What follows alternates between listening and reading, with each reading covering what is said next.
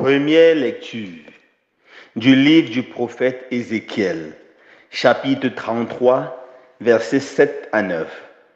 La parole du Seigneur me fut adressée. Fils d'homme, je fais de toi un guetteur pour la maison d'Israël. Lorsque tu entendras une parole de ma bouche, tu les avertiras de ma part. Si je dis au méchant, tu vas mourir, et que tu ne l'avertisses pas, si tu ne lui dis pas d'abandonner sa conduite mauvaise, lui, le méchant, mourra de son péché. Mais à toi, je demanderai compte de son sang. Au contraire, si tu avertis le méchant d'abandonner sa conduite et qu'il ne s'en détourne pas, lui mourra de son péché, mais toi, tu auras sauvé ta vie. Parole du Seigneur. Nous rendons grâce à Dieu. Psaume 94. Aujourd'hui, ne fermez pas votre cœur, mais écoutez la voix du Seigneur. Venez, crions de joie pour le Seigneur. Acclamons notre rocher, notre salut. Allons jusqu'à lui en rendant grâce. Par nos rythmes de fête, acclamons-le. Aujourd'hui, ne fermez pas votre cœur, mais écoutez la voix du Seigneur. Entrez, inclinez-vous, prosternez-vous. Adorons le Seigneur qui nous a fait. Oui, il est notre Dieu. Nous sommes le peuple qu'il conduit. Aujourd'hui, ne fermez pas votre cœur, mais écoutez la voix du Seigneur. Aujourd'hui, écouterez-vous sa parole. Ne fermez pas votre cœur comme au désert, où vos pères m'ont tenté et provoqué, et pourtant ils avaient vu mon exploit. Aujourd'hui, ne fermez pas votre cœur, mais écoutez la voix du Seigneur. Deuxième lecture de la lettre de Saint Paul apôtre aux Romains, chapitre 13, versets 8 à 10.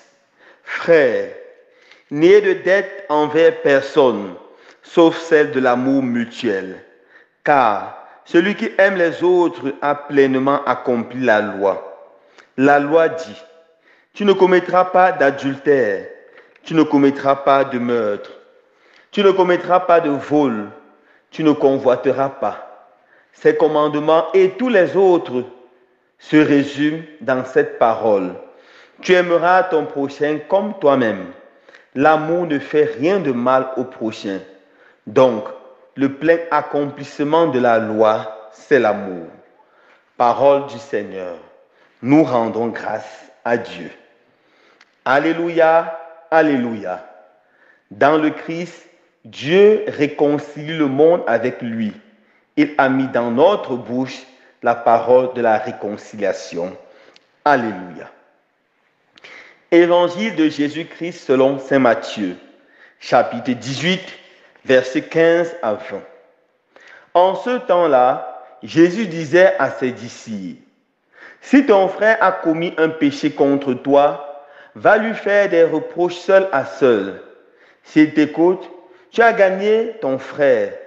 S'il ne t'écoute pas, prends en plus avec toi une ou deux personnes, afin que toute l'affaire soit réglée sur la parole de 2 ou de 3 témoins. S'il refuse de les écouter, dis-le à l'assemblée de l'Église. S'il refuse encore d'écouter l'Église, considère-le comme un païen et un publicain. Amen, je vous le dis. Tout ce que vous aurez lié sur la terre sera lié dans le ciel, et tout ce que vous aurez délié sur la terre sera délié dans le ciel. Et pareillement, amen, je vous le dis, si 2 d'entre vous sur la terre se mettent d'accord pour demander quoi que ce soit, ils l'obtiendront de mon Père qui est aux cieux. En effet, quand 2 ou 3 sont réunis en mon nom, je suis là au milieu d'eux. Acclamons la parole de Dieu. Louange à toi, Seigneur Jésus. Frères et sœurs bien-aimés, en ce jour, la Sainte Église, notre Mère, nous invite à célébrer avec joie et allégresse le 23e dimanche du temps ordinaire de l'année liturgie 1. Les 3 textes que la liturgie nous propose en ce jour nous aident à réfléchir sur la façon avec laquelle nous devons aborder notre prochain pour l'aider à s'améliorer, pour l'aider à se corriger, pour l'aider à se convertir davantage. Dans la première lecture de ce jour, le prophète Ézéchiel s'adresse au peuple et il dit ceci: « J'ai fait de toi un sentinelle pour ton peuple. » C'est qui le sentinelle? Le sentinelle était un soldat qui avait une tâche très particulière dans l'armée. C'était de veiller. C'est lui qui, de jour et de nuit, s'assurait qu'aucun ennemi ne venait. Très souvent, son lieu de service était construit sur une tour. Et de cette tour, il pouvait observer à distance et voir si un éventuel ennemi devait s'approcher. Et lorsqu'un ennemi s'approchait, il devait sonner à la corne pour inviter le peuple à prendre les armes et à ne pas se laisser surprendre par le peuple.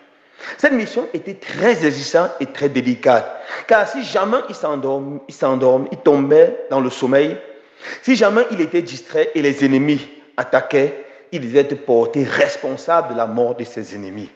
Alors le Seigneur dit au prophète: tu dois jouer le même rôle au milieu de tes frères et sœurs. Tu ne dois pas regarder simplement ta propre vie, t'efforcer à te sanctifier, mais tu dois également regarder la vie de tes frères et sœurs et voir si dans leur vie il y a des choses qui ne sont pas conformes à l'évangile, s'ils s'éloignent de moi, s'ils se plaisent dans le mal, et rapidement tu dois les mettre en garde. Si tu assumes ta mission, tu les mets en garde et ils continuent dans le mal, ok, tu es libre de leur sang. Mais si tu t'endors ou tu négliges cette tâche si importante et ils se perdent, tu rendras compte. Alors mes frères et sœurs, nous devons savoir que de par notre baptême, nous sommes tous prophètes.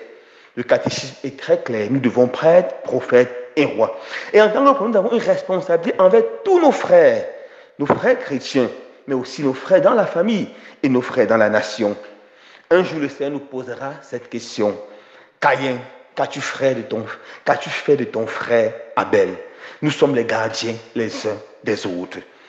Alors mon frère, ma soeur, est-ce que tu es conscient de cette mission importante de veiller sur ton prochain, sur sa conduite? Toi, mère de famille, est-ce que tu es conscient que tu dois aider tes enfants à connaître Dieu, à vivre dans la vertu, à apprendre à prier, à aimer Dieu? Toi, patron, est-ce que tu es conscient que dans ton lieu de service, tu dois veiller à ce que tes employés vivent dans la crainte du Seigneur et le respect des lois de la République? Est-ce que dans nos différentes familles, nous sommes conscients que nous avons une responsabilité? Alors, comment devons-nous vivre cette responsabilité? Dans un véritable esprit d'amour et non dans un esprit de rivalité.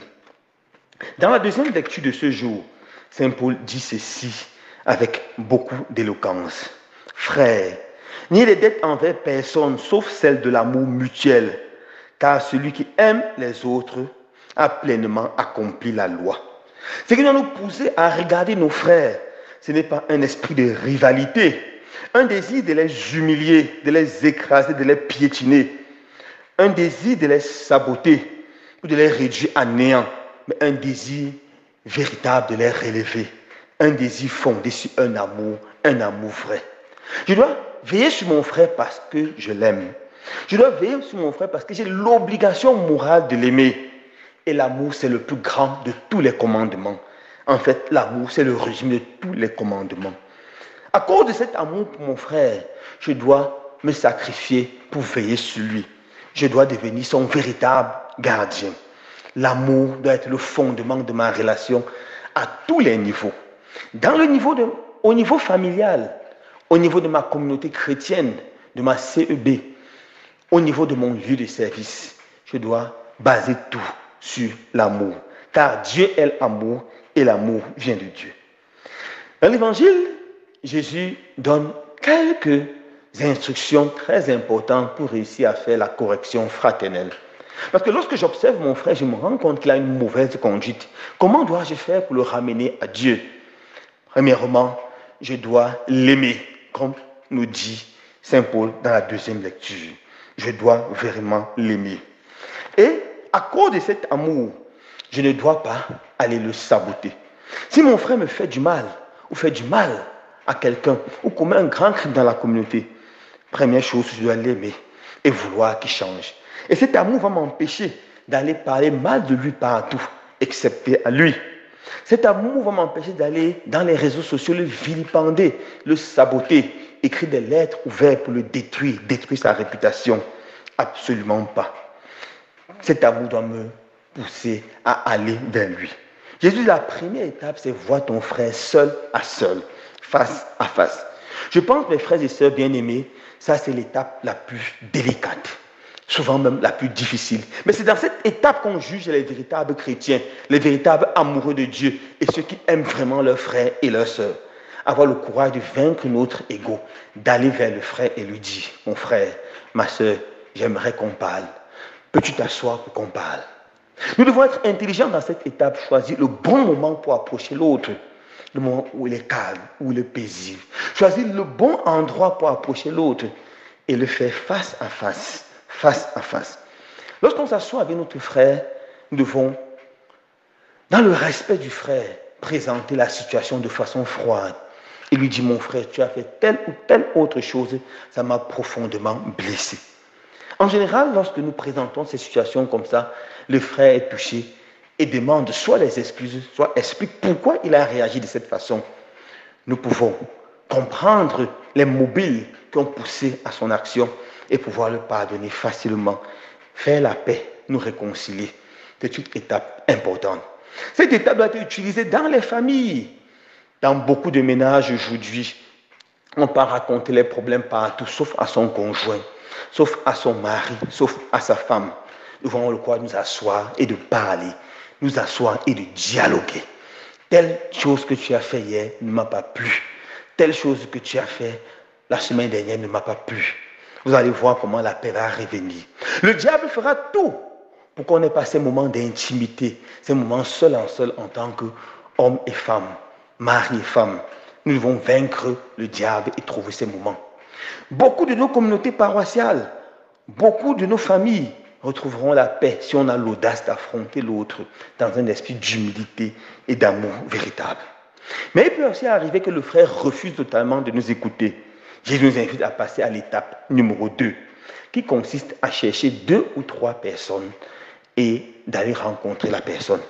Ici, le choix des personnes doit être intelligent. Premièrement, on peut regarder quelqu'un que la personne aime et respecte.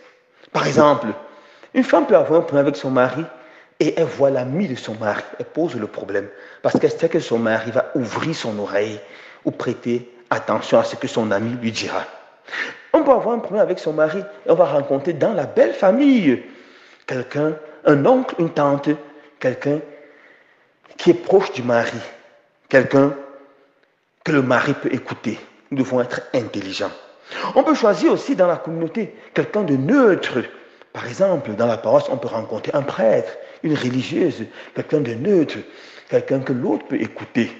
Et on va avec 2 ou 3 personnes pour que la personne sache le sérieux de la situation.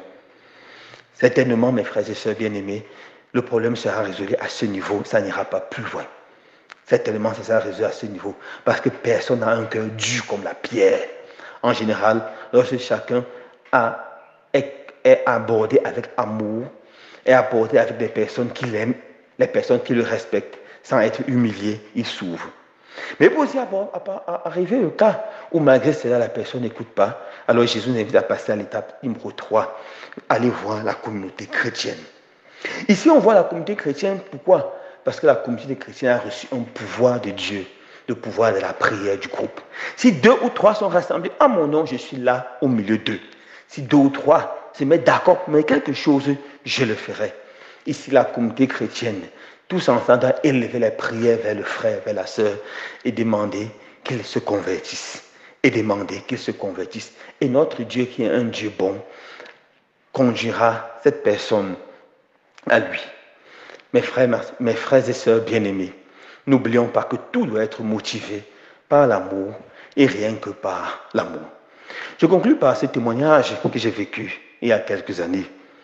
J'ai été abordé par une dame qui me racontait la situation de sa famille.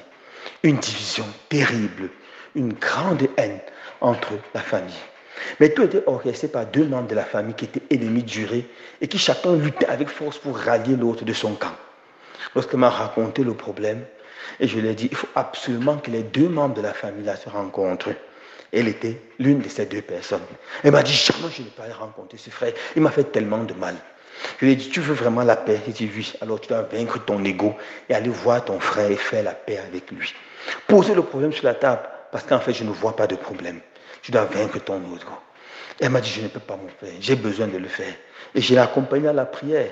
Nous avons prié ensemble, nous avons demandé de donner la grâce, l'humilité d'aller rencontrer son frère. Alors, elle a voyagé, elle est allée chez son frère. Elle dit, comment est-ce qu'il va m'accueillir? Est-ce qu'il va jeter les pierres? Et elle est entrée chez son frère. Il n'était pas là. Elle était accueillie par la femme de son frère. Elle a attendu son frère. Lorsqu'il est rentré, il a vu. Il a foncé son visage comme d'habitude. Tout le monde a laissé seul au salon.